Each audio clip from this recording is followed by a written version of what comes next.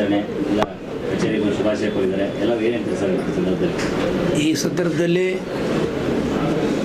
ನನ್ನ ಲೋಕ್ ಜನಶಕ್ತಿ ಪಾರ್ಟಿ ಮತ್ತು ದಲಿತ ಸೇನೆ ವೇದಿಕೆಯಲ್ಲಿ ನನಗೆ ಸನ್ಮಾನ ಮಾಡಿ ನನಗೆ ಶುಭ ಹಾರೈಸಿದಂತಹ ನನ್ನೆಲ್ಲ ಕುಟುಂಬಸ್ಥರಿಗೆ, ನನ್ನ ಲೋಕ್ ಜನಶಕ್ತಿ ಪಾರ್ಟಿ, ನನ್ನ ಕಾರ್ಯಕರ್ತರುಗಳೆಲ್ಲರೂ ಕೂಡ ನನ್ನ ಕುಟುಂಬನೇ. ಆ ಕುಟುಂಬಕ್ಕೆ ಯಾವತ್ತಿದ್ರೂ ಕೂಡ ನಾನು ಚಿರಋಣಿಯಾಗಿರ್ತೀನಿ. 1 ಪಾಯಿಂಟ್. 2ನೇ ಪಾಯಿಂಟ್, ಲೋಕ್ ಜನಶಕ್ತಿ ಪಾರ್ಟಿ ಮತ್ತು ದಲಿತ ಸೇನೆ ಈ ರಾಜ್ಯದಲ್ಲಿ, ಈ ರಾಷ್ಟ್ರದಲ್ಲಿ ಬಹಳ ದೊಡ್ಡ ನಾಯಕರು ಅಂದರೆ ರಾಮ್ ವಿಲಾಸ್ ಪಾಸ್ವಾನ್ಜಿ ಸ್ಥಾಪನೆ ಮಾಡಿರ್ತಕ್ಕಂತಹ ಈ ಎರಡು ಲೋಕ್ ಜನಶಕ್ತಿ ಪಾರ್ಟಿ, ದಲಿತ ಸೇನೆ ಇವೆರಡೂ ಕೂಡ ಕರ್ನಾಟಕ ರಾಜ್ಯದಲ್ಲಿ 25 ವರ್ಷಗಳ ಹಿಂದಿನಿಂದಲೂ ಕೂಡ ನನಗೆ ವಹಿಸಿದ್ದರಿಂದ ನಾನು ಅವರಿದ್ದ ಜೀವಿತಾವಧಿಯಿಂದಲೂ ಕೂಡ ಲೋಕ್ ಜನಶಕ್ತಿ ಪಾರ್ಟಿ ಮತ್ತು ದಲಿತ ಸೇನೆ ಕಟ್ಕೊಂಬರ್ತಾ ಇದ್ದೀನಿ. ಈಗಲೂ ಅಷ್ಟೇ, ಮುಂದೆನೂ ಅಷ್ಟೇ.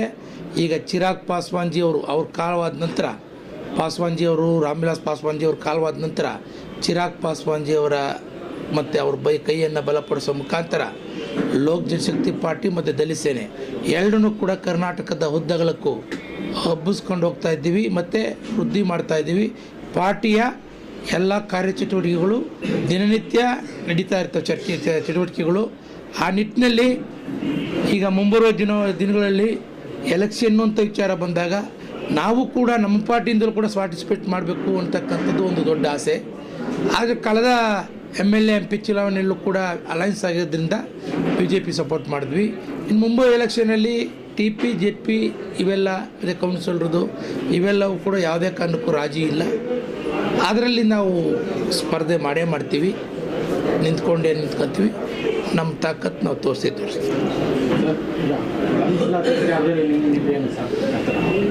ಒಳ ಮೀಸಲಾತಿ ವಿಚಾರದಲ್ಲಿ ನಮ್ಮ ನಿಲುವು ಇಷ್ಟೇ. ಜನಸಂಖ್ಯೆ ಆಧಾರದ ಮೇಲೆ ಮೀಸಲಾತಿ ಆಗ್ತಕ್ಕಂಥದ್ದು ಅದು ಎಲ್ರಿಗೂ ಕೂಡ ಅದು ಅಂದರೆ ಅದನ್ನು ಅಭಿನಂದಿಸ್ತೀವಿ. ಒಳ ಮೀಸಲಾತಿ ಏನಾಗ್ತಾಯಿದೆ ಅದನ್ನು ಅಭಿನಂದಿಸ್ತೀವಿ. ಆದರೆ ಇಲ್ಲೇನಾಗ್ತಾಯಿದೆ ಅಂತಂದರೆ, ಇಲ್ಲಿ ಜನಗಣತಿ ಪ್ರಾಮಾಣಿಕವಾಗಿ ಮಾಡಿದ್ದಲ್ಲಿ ಮಾತ್ರ ನಾವು ಅದಕ್ಕೆ ಒತ್ತು ಕೊಡುವಂಥ ಕೆಲಸ ಮಾಡ್ತೀವಿ. ಒಂದು ವೇಳೆ ಜನಗಣತಿ ಇನ್ನೂ ಎಷ್ಟೋ ಜನ ಅವ್ರು ಒಲೆಗೆ ಸೇರ್ತಾರೆ, ಅವ್ರು ಮಾದಿಗೆ ಸೇರ್ತಾರೆ, ಅವ್ರು ಬೋವಿಗೆ ಸೇರ್ತಾರೆ, ಅವ್ರು ಲಂಬಾಣಿಗೆ ಸೇರ್ತಾರೆ, ಅವ್ರು ಕೊರಂಬು ಸೇರ್ತಾರೆ, ಗೊತ್ತೇ ಇಲ್ಲ, ಗೊಂದಲದಲ್ಲಿದ್ದಾರೆ. ಆ ಜಾತಿಗಳೆಲ್ಲ ಕನ್ಫರ್ಮ್ ಆಗಬೇಕು. 10 ಲಕ್ಷ ಜಾತಿಗಳು ಯಾವ ಜಾತಿ ಸೇರಿಲ್ಲ ಅಂತ ಗೊತ್ತಾಗಿಲ್ಲ ಅಂದರೆ ಅರ್ಥ ಏನು? ಹಾಗಾಗಿ ಈಗೇನು ನಾಗಮೋಹನ್ ದಾಸ್ ಅವರ ವರದಿ ಏನಿದೆ, ಈ ವರದಿಲಿ ಏನು ಮಾಡ್ತೀವಿ ಅಂತ ಹೊರಟಿದ್ದಾರೆ.